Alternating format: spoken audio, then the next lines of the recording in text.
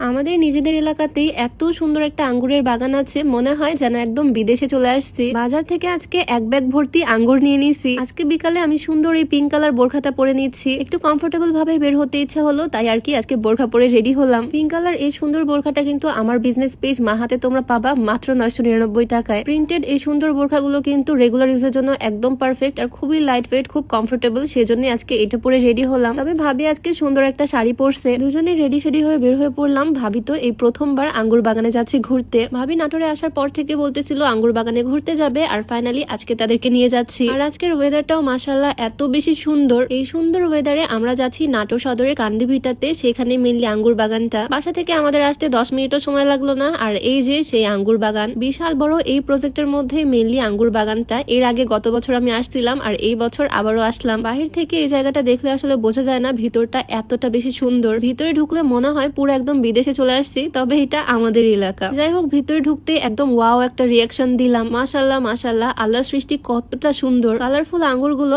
একদম থোকায় থোকায় ধরে আছে, মাথার সাথে বাড়ি লাগতেছে এমন একটা অবস্থা। মাচাগুলো হয়তো আরেকটু উঁচা ছিল, তবে আঙ্গুরের ভারের কারণে একদম হেলে পড়ছে। আঙ্গুর বাগানে এসে এরকম ঝুলন্ত আঙ্গুর পেরে পেরে খাওয়ার কিন্তু মজাই আলাদা। আঙ্গুরগুলো দেখে হয়তো বুঝতে পারতেছো কি পরিমাণে ফ্রেশ। আমাদের বাংলাদেশ কিন্তু আস্তে আস্তে অনেক আগাচ্ছে। আগে ভাবতাম আঙ্গুর বিদেশি ফল, তবে দেখো আমাদের দেশে এখন কত সুন্দর আঙ্গুর চাষ হচ্ছে, তাও আবার আমাদের নিজেদের এলাকায় নাটোর শহরের মধ্যেই। এক একটা গাছের জাত এক এক রকম, এক একটা ফলের কালারও এক এক রকম। এই যে এই আঙ্গুর ফলগুলো দেখো একদম ছোট্ট ছোট্ট, খুবই সুন্দর লাগতেছে এগুলো, একদম মনে হচ্ছে আর্টিফিশিয়াল। এখানে চারিদিকে যেদিকে তাকাচ্ছি সেদিকেই শুধু থোকায় থোকায় আঙ্গুর ফল, কি যে ভালো লাগতেছে দেখতে। ভাইয়া এখান থেকে একদম টাটকা টাটকা আঙ্গুর পেরে দিল আমাদেরকে। গাছের এরকম টাটকা টাটকা ফল খাওয়ার কিন্তু মজাই আলাদা, তাও যদি হয় এরকম বিদেশি ফল। বাগানের মধ্যে যে আমরা কতগুলো আঙ্গুর খাইছি হিসাবের বাইরে। এখানে কিন্তু আঙ্গুর ফলের চারা গাছও বিক্রি করা হয়। গত বছর আমি চারা নিয়ে গেছিলাম। আমাদের বাড়ির আঙ্গুর গাছও এখন অনেক বড় হয়েছে। এর মধ্যে বাইরে একদম ঝমঝম করে বৃষ্টিও শুরু হয়ে গেল। এখন তো চিন্তা করতেছি বৃষ্টির মধ্যে বাইরে বের হবো কিভাবে। তবে বৃষ্টির ওয়েদার কিন্তু আমার বেশ ভালো লাগে। বাহিরের ওয়েদারটা জাস্ট দেখো কি যে সুন্দর। কোনো কিছুর পরোয়া না করে বাইরে চলে আসলাম বৃষ্টিতে ভিজতে। তবে আসছি আর বৃষ্টিও কমে গেছে। তবে আঙ্গুর বাগান থেকে বের হওয়ার সময় ভাইয়া আমাদেরকে এক ব্যাগ ভর্তি আঙ্গুর পেরে দিচ্ছে। এগুলো আমরা বাসায় নিয়ে যাব।